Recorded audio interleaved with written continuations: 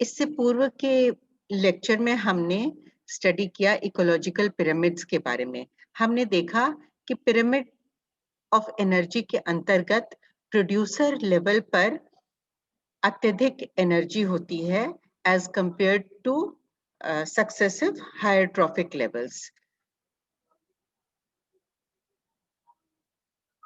कुछ producer organisms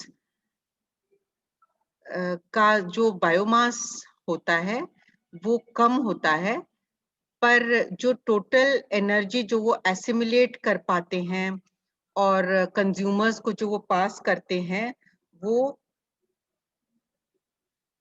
काफी अधिक होता है as compared to the same for organisms of larger biomass. तो जो हायर ट्रॉफिक लेवल्स होते हैं वो अधिक एफिशिएंट होते हैं एनर्जी यूटिलाइजेशन में, किंतु प्रत्येक स्टेप पर एनर्जी का हास होता है।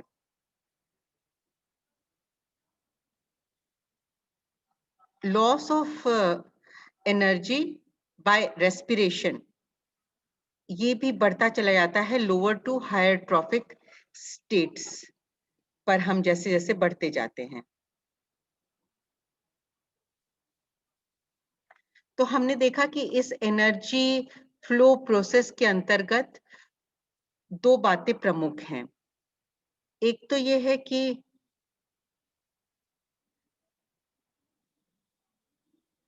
एनर्जी का जो फ्लो है वो यूनिडायरेक्शनल है, एक ही दिशा में एनर्जी का फ्लो होता है और एनर्जी इकोसिस्टम के अंदर बाह्य स्रोत से प्रवेश करती है। जैसे कि जो ग्रीन प्लांट्स हैं वो ट्रैप करते हैं सोलर एनर्जी को, तो सन जो है वो बाहर का स्रोत हो गया और जो हरे पेड़ पौधे हैं उनके माध्यम से एनर्जी का प्रवेश हो रहा है इस खाद्य श्रृंखला में। तो जो भी एनर्जी कैप्चर की जाती है ऑटोट्रॉफ द्वारा, स्वपोषित जीवों द्वारा, पादपों द्वारा, स्वपोषित पेड़ पौधों द्वारा, यह दोबारा रिवर्ट बैक होकर के सन को नहीं जाती है, पर ये जो है एनर्जी ये ऑटोट्रॉफ से हर्बीवोर्स को ट्रांसफर हो जाती है और ये इस प्रकार से वेरियस ट्रॉफिक लेवल्स पर मूव करती हुई ये एपेक्स ऑर्गेनिज्म तक पहुंच जाती है। लेकिन इसका ये एनर्जी दोबारा फिर ऑटोट्रॉफ्स के पास या सन के पास नहीं आती है।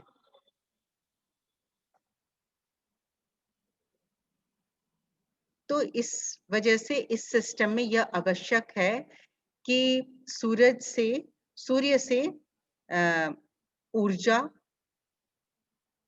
सभी हरे पेड़ पौधों को प्राप्त होती रहे। और दूसरी इंपॉर्टेंट बात इसमें यह है कि प्रत्येक ट्रॉफिक लेवल पर बहुत एक इम्पॉर्टेंट काफी भारी मात्रा में एनर्जी का लॉस हो जाता है।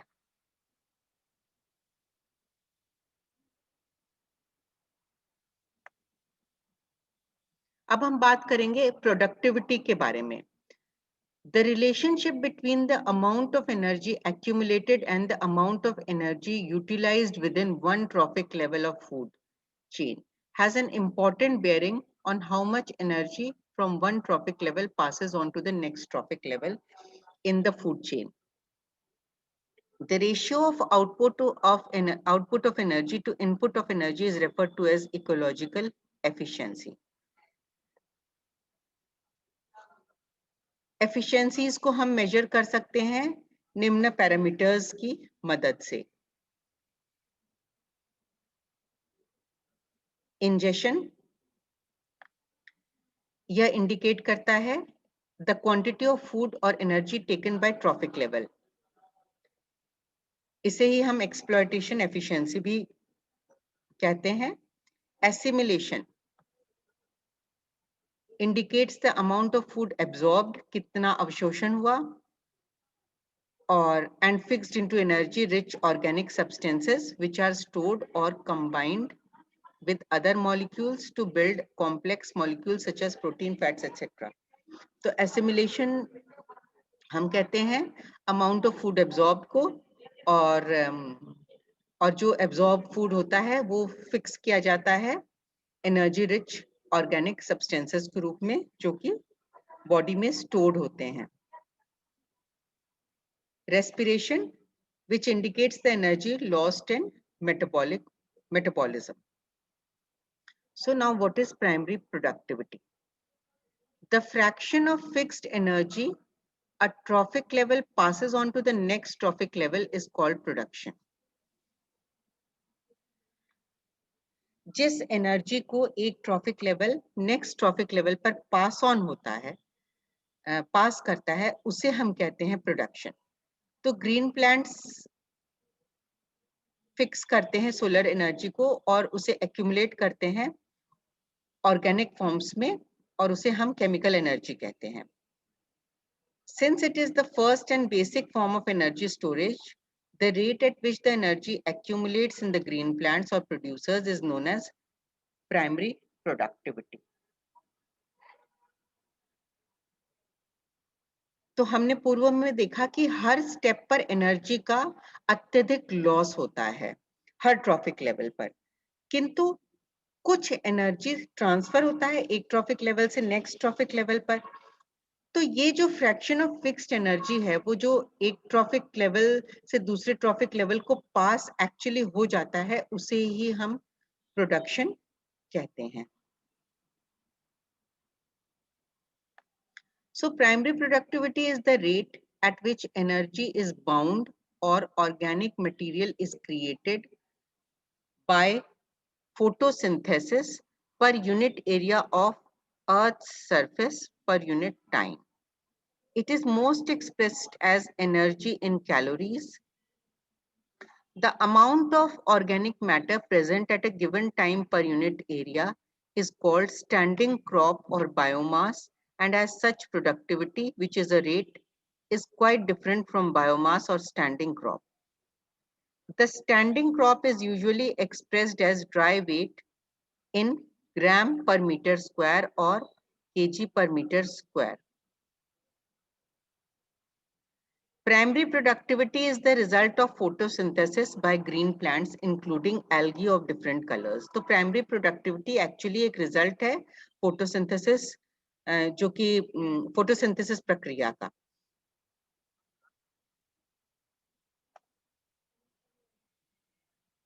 और green plants के अलावा bacterial photosynthesis का भी योगदान होता है. Total solar energy trapped in the food material by photosynthesis is referred to as gross primary productivity. A good fraction of gross primary production is utilized in respiration of green plants. The amount of energy bound in organic matter per unit area and time that is left after respiration in plants is net primary production or plant growth. Only the net primary productivity is available for harvest by man and other animals. Net productivity of energy is equal to gross productivity minus energy lost in respiration. अब secondary productivity क्या है? The rates at which the heterotrophic organisms resynthesize the energy yielding substances is termed as secondary productivity.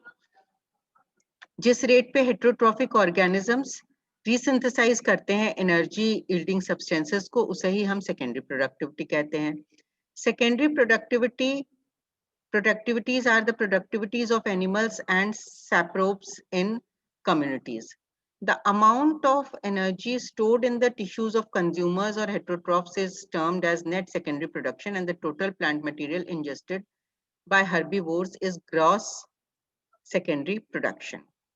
Total plant material ingested by herbivores minus the materials lost as species is equal to ingested secondary production.